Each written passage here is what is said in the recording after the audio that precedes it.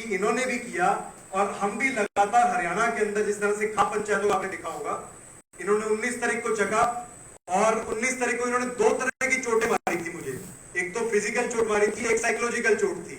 Physical चोट का कोई लंबा चौड़ा फर्क नहीं है, वो तो 2-4 दिन में ठीक हो गई, लेकिन साइकोलॉजिकल चोट जो थी ना वो सबसे नुकसानदायक थी। उसका जवाब अगले ही दिन दिया हमने इसको, जो इन्हीं के भाई हैं। देखिए काम हमारे साथ दिल्ली में हुआ, लेकिन हमने जवाब दिया हरियाणा के अंदर। तो वहां पे खाप पंचायतों ने मिलकर फैसला किया कि अब से सरकार के गैर कानूनी जो कानून है, असंवैधानिक कानून जो है, हम मानने से इनकार करते हैं।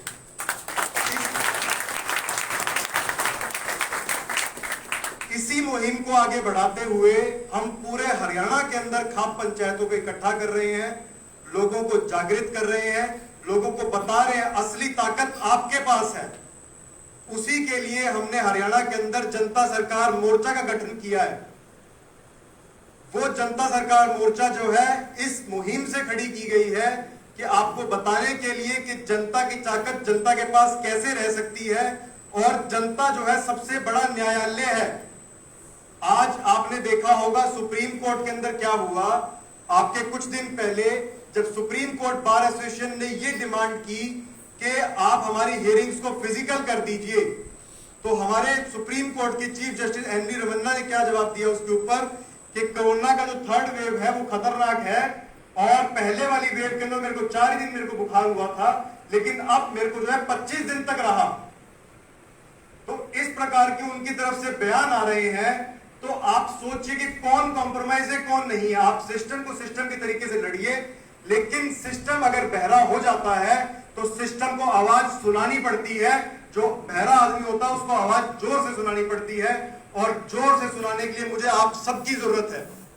मैं समझता हूं आप सब हमारा साथ देंगे। अभी 12 तारीख को भी पीएमओ के अंदर जा रहे हैं हम, और पीएमओ कार्यालय का घेराव करेंगे।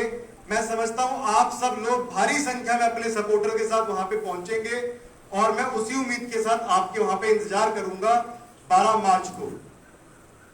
इतना ही मैं कहना चाहूंगा। नमस्ते।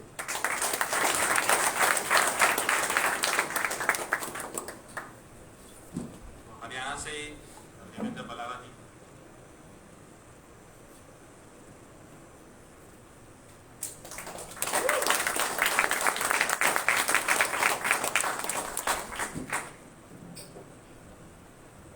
धन्यवाद अंकुर जी। आप सबको हाथ जोड़ के नमस्ते। एक छोटा सा सवाल है कि पहले मुझे पहले बता दीजिए मेरे को टाइम कितना लेना है। तो एक तो साहिल ने कम लिया था, मैं उसकी वाला ले लूं। देखिए सबको 10 मिनट दिया गया था, आपको 5 मिनट। भाई मेरा 5 मिनट पड़ा है, मेरा 5 मिनट ऐड कर देना। अब आधे घंटे में तो वार्म अप होते हैं जी, अब क्या करेंगे।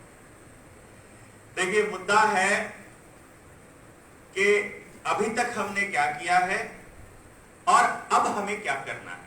मुझे ऐसा लगता है कि हमारा मकसद ये है यहाँ पे डिस्कशन करने का कि हमारा अगला स्टेप क्या है। आंदोलन लड़ना है, हमें जिन ताकतों के खिलाफ आंदोलन लड़ना है, मुझे ऐसा लगता है कि वो लड़ाई कागजों से ऊपर जा चुकी है। ठीक है, जब लोग आप लड़ते हैं, जब नीलेश ओझा जी लड़ते हैं वहां पर कोर्ट में, तो जज साहब अपने आप को क्वारंटाइन करके बैठ जाते हैं कि मैं नहीं सुनता, बताओ क्या करोगे। लेकिन जब लोग सड़कों पर उतरने लगते हैं तो जज साहब ठीक भी होके आ जाते हैं। और असली जो खेल है वो ये है कि ये देखना चाहते हैं अपन कब तक चुप रहेंगे, कितने लोग बोलेंगे और क्या बोलेंगे। जिनकी लड़ाई अपन लड़ रहे हैं, अवेकन इंडिया मूवमेंट के लोग जो खड़ा होकर के बात कर रहे हैं, जो जनता सरकार मोर्चा के लोग खड़ा होकर के बात कर रहे हैं, उन लोगों की जिनकी हम लड़ाई लड़ रहे हैं उनको पता भी है कि नहीं कि ये लोग तुम्हारे लिए सर बढ़ाने को खड़े हुए हैं। मतलब मुझे नहीं लगता कि जितने लोग यहाँ बैठे हैं किसी का कोई अपना व्यक्तिगत बहुत बड़ा स्वार्थ होगा, क्योंकि ये वो लोग हैं जो अपने अपने कामों में पहले से कहीं ना कहीं एंगेज थे। और एक मूवमेंट आया जब उनको रियलाइज कराया गया या उनको हो गया, या किसी के कोई कर्म थे, उनका कोई ज्ञान था कि उनको प्राप्ति हो गई उस ज्ञान की कि भाई नहीं, ऐसे काम नहीं चलेगा। आप दूसरे के बच्चे का भला किए बिना अपने बच्चे का भला नहीं कर पाओगे, आप अपने समाज को बचाए बिना खुद को नहीं बचा पाओगे। तो इसीलिए ये लोग सड़कों पर उतरे, और जो लोग सड़कों पर उतरे फिर वो सारे के सारे पागल इकट्ठे होते होते अब जो है वो अपना काफिला, अपना कारवां बढ़ा रहे हैं।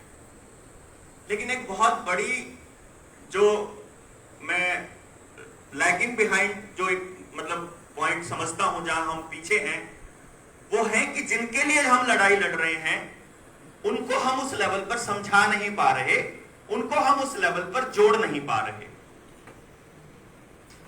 हर आदमी, यहां बैठा एक एक आदमी और दुनिया में कहीं भी सुन रहा एक एक आदमी केवल तब साथ आएगा जब उसका व्यक्तिगत स्वार्थ हल हो रहा होगा। यहां हमारे को सबके बैठे के व्यक्तिगत स्वार्थ हल हो रहे हैं। मेरा व्यक्तिगत स्वार्थ है कि भाई मेरे को दर्द है, मुझे नहीं नींद आती है रात को लोगों को दुखी देख करके, मेरा ही व्यक्तिगत स्वार्थ है ये, और हमारा ही व्यक्तिगत स्वार्थ है कि हम अपने समाज को बेहतर देखना चाहते हैं। तो उन लोगों के स्वार्थ छोटे छोटे से हैं बेचारों के, नौकरी का स्वार्थ, बेटे की स्कूल की फीस का स्वार्थ, उनके स्कूल में जाने का स्वार्थ, और हाजिरी लगने का, बस में जाने का, पैसा नहीं होगा तो क्या होगा, बस नहीं होगी तो क्या होगा। अब उनके स्वार्थों को कैसे सॉल्व करेंगे, उन तक कैसे पहुंचेंगे? मुझे ऐसा लगता है कि तंत्र ने, कौन से तंत्र ने, जिस तंत्र ने ये जाल बिछाया, जिसने ये लॉकडाउन लगाया और जिसने आगे का प्रपंच रचा हुआ है, उस तंत्र ने ये कहा, ये सोचा कि इन लोगों की सारी चीजों को पेट के साथ जोड़ दो और उसके बाद इनसे आप जो मर्जी करवा लो, पेट के साथ जोड़ने के बाद करवा लो। अब आप हेल्थ है, आप बीमार हो जाते हो, बिना पैसे के नहीं गुजारा होता है। किसी आम आदमी से पूछिएगा कि भाई तू पैसा क्यों जोड़ रहा है, वो बोलता है कभी इमरजेंसी आ जाए। कौन सी इमरजेंसी आएगी कि क्या पता घर में कोई बीमार पड़ जाए, और उसकी सबसे बड़ी इमरजेंसी यही है कि कभी उसे पैसे की जरूरत, बीमारी में जरूरत पड़ने वाली है। इसका मतलब यह हुआ कि अगर हम अपने साथ जोड़ने वाले आदमियों की, इंसानों की, यानी जिनको हम जोड़ना चाहते हैं, अगर हम उनकी जिंदगी की छोटी छोटी प्रॉब्लम्स का छोटा छोटा सीधा सिंपल सलूशन उनके आसपास प्रदान करने का उनको आइडिया भी दे दें या कुछ करके भी दिखा दें, तो मुझे लगता है उनके अंदर भी वैसी ही अवेकनिंग आ जाएगी जो यहां बैठे हुए सारे अवेकन लोगों के बीच है। अब ये काम कौन करेगा, ये काम कौन करेगा? ये काम वो करेंगे जो ऑलरेडी इस तरह की जिंदगी को जी रहे हैं। जैसे डॉक्टर साहब ने कहा, मैंने वो जिंदगी जी है ना। जैसे भुवनेश्वर से, उड़ीसा से आए हुए भाई साहब, मैं नाम भूल गया, मृत्युंजय दास, हाँ अब याद आ गया। तो जैसे मृत्युंजय जी ने कहा कि हम आयुर्वेदा पे काम कर रहे हैं, हम उन संस्कारों पे काम कर रहे हैं, यानी आप उस बच्चे की शिक्षा, उसकी हेल्थ, उसका आचार व्यवहार, उसकी रसोई, उसका खेत, उसका पशुधन, इन सबको जोड़ दो ना, एक कलेक्टिव मोड बना दीजिए ना। जब कोई आयुर्वेद का आदमी जब बीमारी पे बात करने आए तो इन षड्यंत्रों पे भी कर जाए, जब उसके बच्चे की शिक्षा पे बात करने आए तो इनको भी बता जाए, जब कोई और मुद्दे पर बात करने आए, जब ये बता जाए कि जिंदगी कैसे चलनी होती है। और सुखी लोग कौन हैं? बहुत पैसे वाले लोग हैं या वो लोग हैं जिन्होंने अपनी जिंदगियां दूसरों के नाम कुर्बान कर दी और समाज के लिए काम किया? क्यों हम अपने बच्चे को पैसों के लिए, गाड़ियों के लिए, बंगलों के लिए तैयार कर रहे हैं जिंदगी के लिए? हम क्यों नहीं उनको खुशी के लिए तैयार कर रहे? हम क्यों नहीं उनको समाज के लिए तैयार कर रहे? ये बातें समाज को बताने की बहुत ज्यादा जरूरत है, और मुझे लगता है इसके लिए सबसे ज्यादा जो जरूरत पड़ेगी वो होगी हमारी अवेकनिंग की, हमारे टाइम की, हमारी सिरदर्दी की, हमारी हेडेक की। हमें सबसे पहले यह सोचना होगा, आप हरियाणा में देखिए, हरियाणा के अंदर जो योद्धा लगे हुए थे, अब उन्होंने अपने आप को मल्टीप्लाई करना शुरू कर दिया। जिस टाइम पे कोर्ट का वर्डिक्ट आता है उससे पहले हरियाणा अपना वर्डिक्ट दे चुका था। नहीं मानते तुम्हारी बात? जाओ, हमारा स्कूल खुलेगा, 28 तारीख से हमारे स्कूल खुलेंगे। सरकार जैसे ही हमने ऐलान किया 28 तारीख से स्कूल खुलेंगे, सरकार का शिक्षा मंत्री आके कहता है हम 3 तारीख से खोल तो रहे हैं, क्या जरूरत पड़ी है? हमारे ऐलान के बाद वो बोलते हैं, हम कहते हैं नहीं मानते तुम्हारी, हम डीसी दफ्तर जाएंगे और तुमने अगर हमको रोका तो हमारी ट्रॉली तुम्हारे दरवाजे के बाहर खड़ी होगी, तुम हमको अंदर नहीं जाने दोगे, हम तुमको बाहर नहीं आने देंगे, आके दिखाओ तुम्हारी मजाक। अब जैसे ही उनको पता लगा तो हरियाणा सरकार ने भी कह दिया ठीक है जी हम सारी रिस्ट्रिक्शन हटा देते हैं, कोई टेंशन नहीं है, अब जहां मर्जी जाओ, जो मर्जी करो, लगाओ ना लगाओ, दिखाओ ना दिखाओ। लेकिन कमीनेपन की हद देखिए, कागजों में कह दिया रिस्ट्रिक्शन हटा दिए, लेकिन स्कूलों के प्रिंसिपल को वहां स्पेशली फोन करके डंडा किया जाता है कि तुम बच्चों को लगवाते क्यों नहीं हो। हमें पता लगता है कि चुपचाप मास्टरों ने जबरदस्ती लगा दिया, मास्टरों ने लगा दिया, ऐसे हरामखोर हो गए मास्टर। मतलब शिक्षक जिसका काम था समाज को दिशा दिखाने का, वो आदमी आज राक्षस बन के काम कर रहा है। अभी अभी पता लगा मुझे, अभी मैं जब फोन देख रहा था, साहिल जब बोल रहे थे, उससे पहले की बात, मैं मोबाइल खोला हुआ था, एक टीचर की गाड़ी चलाते हुए सुबह आज स्कूल में जाते हुए हार्ट अटैक से मौत हुई। पुलिया में टकराने से वो जो उसके साथ टीचर बैठे थे दूसरे, और उनका सिर में चोट लगी, वो अभी आईसीयू में भर्ती है, गंभीर चोटें हैं। एक बार दिल में आने को हुआ था कि ठीक हुआ इस राक्षस के साथ, पर नहीं आ पाया। वही दर्द फिर आ गया कि नहीं यार, है तो अपने बीच का ही, कैसे गाली देते हैं इसको। इसने गलती करी थी तो क्या हम भी वही गलती करें कि हम इसको भी, उसके लिए भी गलत भावनाएं लें? हमसे होता ही नहीं, होएगा ही नहीं। हमें तो ऐसा लगता है कि नहीं, उसके साथ भी गलत हुआ। और मुझे ऐसा लगता है कि उस टीचर को भी मालूम नहीं था कि मैं गलती से या अनजाने में राक्षस बना हुआ हूं, अनजाने में अपने ही बच्चों का सत्यानाश कर रहा हूं, अगली पूरी पीढ़ी को खत्म कर रहा हूं। तो मुझे ऐसा लगता है कि जो ऐसे लोग जिनसे उम्मीद करता है समाज, जिनको हम पढ़ा लिखा बोलते हैं, जिनको मृत्युंजय भाई बोलते थे कि सो कॉल्ड पढ़े लिखे, एजुकेटेड, डिग्रीधारी, उनको भी खुद से समझना होगा कि साधारण जिंदगी कैसी होती है और पढ़े लिखे लोगों की जिंदगियां कैसी है। एक बार थोड़ा लगा लो हिसाब, शहरों में जाकर गांव के लोगों से पूछ लो कि तुम ज्यादा अमीर हो कि वो ज्यादा अमीर हैं। एक बार ये भी समझना होगा कि जितने वकील हैं उनको भी पकड़ के बाजू एक बार झकझोरना होगा कि ये जो नीलेश है ये कोई अलग मिट्टी का थोड़ी बना हुआ है, ये तो साहिल है, ये कोई आसमान से थोड़ी उतरा है, ये तो बेचारा वैसे भी बढ़िया का बालक है। हमारे हाथों का आगरा पानी तो नरम हो आगरा, पर जब ये बोलता है मगाना भाई तो लगता तो नहीं। मतलब ये है कि पढ़ा लिखा होना एक अलग चीज है, चीजों को समझना एक अलग चीज है, समाज के लिए जीना अलग चीज है। और मुझे लगता है हम लोगों को यही करना है। हम जो कर रहे हैं वो थोड़ा आपके सामने रख देते हैं। हमने गांव-गांव जाना शुरू किया, जनता सरकार मोर्चा नाम का एक संगठन बनाया जिसका कोई प्रधान नहीं, जिसकी कोई कमेटी नहीं, कोई कमेटी नहीं है। कमाल की बात यह है, बिना संगठन बनाए लोगों को संगठित करना है। हर वो आदमी जो समाज के साथ जुड़ना चाहता है, समाज के लिए कुछ करना चाहता है, वो जनता सरकार मोर्चा है। इसीलिए हमने इसका नाम इस तरह का रखा कि जनता ही सरकार है। यही आइडिया देना है और लोगों को सिर्फ उनकी ताकत बता देनी है। जैसे अभी जितने लोग आए और जितना काम हुआ अभी तक, जो योहान भाई ने, पूरी टीम ने, अवेकन इंडिया मूवमेंट ने जितना काम किया, उसका सबका निचोड़ केवल इतना सा है कि एक बार घर से निकल के अफसर से पूछो तो सही तेरी हिम्मत कैसे हो गई, इतने में ही कांपने लग जाता है बेचारा।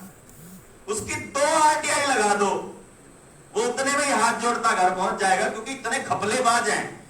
नैतिक पतन इतना हुआ पड़ा है, चारित्रिक पतन इतना हुआ पड़ा है, इतने भ्रष्टाचार में यहां गले तक डूबे हुए हैं ये लोग कि इनके एक एक काम में इतने घपले हैं कि ये सरकारों ने इसीलिए दबा रखे हैं। ये इनके ऊपर जबरदस्तियां इसलिए कर रही है क्योंकि ये भ्रष्टाचारी हैं। तुम हमारे हिसाब से काम नहीं करोगे तो तुमको लपेट के जेल में डाल देंगे। अगर जनता ये कहने लग जाए कि तुम अगर हमारे हिसाब से काम नहीं करोगे तो तुमको हम भी जेल में डालेंगे बेटा, उसी दिन समझ में आना शुरू हो जाएगा कि भाई ज्यादा ये लोग हैं, इनके साथ लग जाओ, बच जाओगे। वो तो क्या है, नेता तो एक है, अफसर मंत्री तो एक है, जनता तो लाखों लोग हैं, जहां जाएगा वहीं गला पकड़ेंगे। लोगों को समझाना है, उनको आईना दिखाना है। हमने गांव-गांव में कमेटियां बना दी, अपने अपने गांव में सबने 21-21 आदमियों की कमेटी बना दी, अपना डिक्लेयर कर दिया खुद से कि भाई ये कमेटी है, गांव में किसी को भी दिक्कत हो जाएगी, ये कमेटी जाएगी, टेंशन ही खत्म, कहीं नहीं जाना है। डिस्ट्रिक्ट वालों की अलग बना दी, डीसी से मिलने के लिए 5 आदमी आ रहे हैं, कलेक्टर साहब को आदेश दे दिया। अब हमारे हरियाणा की जनता कलेक्टर से रिक्वेस्ट नहीं करती, आदेश देती है। वो ऐसा बोलती है, नौकरों तुम,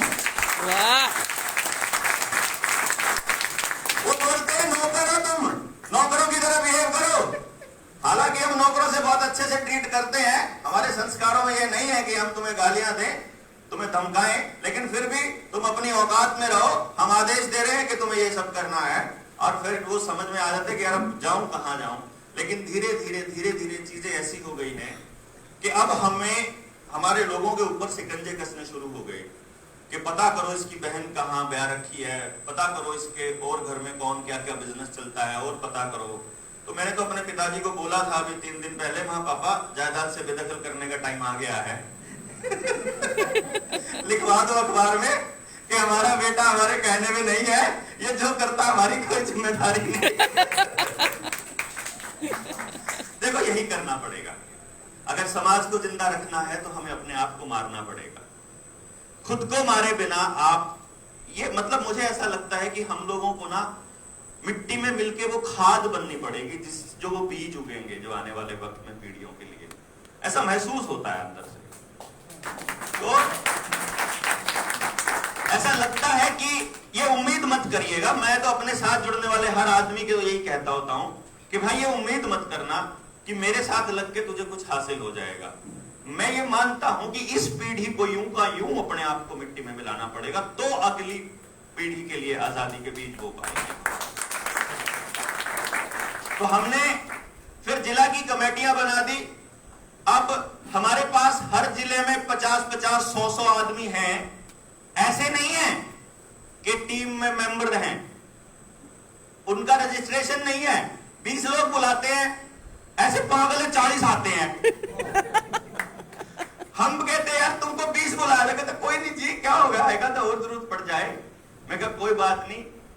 ये भी पूछा कि तुम 40 में से जेल में कौन सा जाने को तैयार हो? कहते जी सारे आए इसलिए हैं। मरने को कौन पर तैयार हो? कहते जी आए सारे इसलिए हैं। मैं कहा अगर 10-12 दिन धरना देना पड़ जाएगा जी, 10-12 महीने दे लो चाहे, अब घर बार छोड़ के आने को तैयार है। तो अब हमने दिन में जिला की कमेटियां बनानी शुरू करी। अब 2-3 दिन गांव में गए, फिर जिला की कमेटी बना दी। 2-4 दिन जितने गांव में जा पाए जिला की कमेटी बना दी, और फिर रात में उनकी गोरिल्ला ट्रेनिंग चल रही है, जिसकी कहीं टेलीकास्ट नहीं होता है।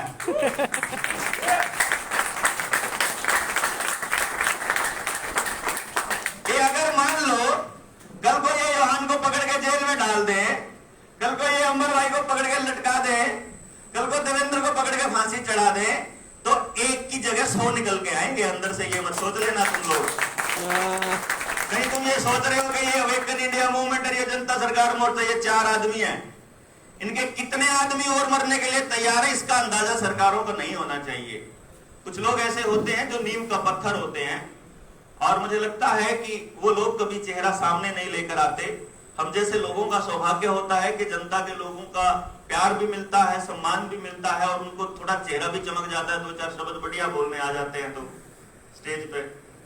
लेकिन कुछ लोग ऐसे होते हैं जिनके योगदान को, जो बंद कमरे में बैठ के हमारे लिए वो कागज तैयार कर रहे होते हैं, जो बैठ के अलग से अपना, अभी भी इस वक्त भी जब हम यहाँ बैठे हुए हमारी वीडियोस बन रही हैं, उस वक्त भी वो लोग बैठ के गांव में अपने लेवल पे चौपालों में काम कर रहे हैं। सबसे पहले मैं उनको धन्यवाद करना चाहूंगा कि इस मूवमेंट को इतना बड़ा कर दिया और कर दिया। और आप लोगों को भी मैं यही कहना चाहूंगा अपने इस बातचीत के माध्यम से कि 24 के 24 घंटे, मतलब मैं ऐसा नहीं था जैसा मैं अब हूं, बड़ा ऐश करने वाला ही बच्चा था। महीने में 4 ही दिन काम किया करता था, 4 ही लोगों से मिलता था, फालतू बाकी के 15 दिन पहाड़ों में रहता था, कुदरत के साथ रहता था, फालतू चक्करों में कभी पैसे वैसे के चक्कर में पड़ा नहीं, कभी बचत करी नहीं एक पैसे की, क्योंकि पता था सब कुछ कुदरत कर ही रही है। इसीलिए फिर जब आज यहाँ आना पड़ता है तो स्पॉन्सर ढूंढने पड़ते हैं। है नहीं ये भाई, कुछ अपने पास कोई बुला रहा है तो टिकट भेज दो तो आ जाएंगे, नहीं तो नहीं, बस की बात है। But still we are happy, क्योंकि हमने कभी अपने लिए जिया नहीं, और जब हम समाज को ये देके जाएंगे, मुझे ऐसा लगता है कि जो ये लोग इकट्ठे हुए हैं पागल से, ये लोग समाज को ये देके जाएंगे कि अपने लिए जिए तो क्या जिए हैं। समाज में यहाँ जो मिला है समाज से ही मिला है, और मुझे लगता है अपनी जिंदगी यहाँ अर्पित करना है।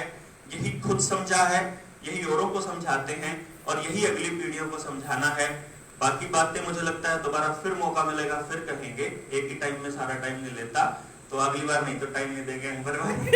अपनी बात जल्दी खत्म करता। धन्यवाद। जय हिंद, जय भारत।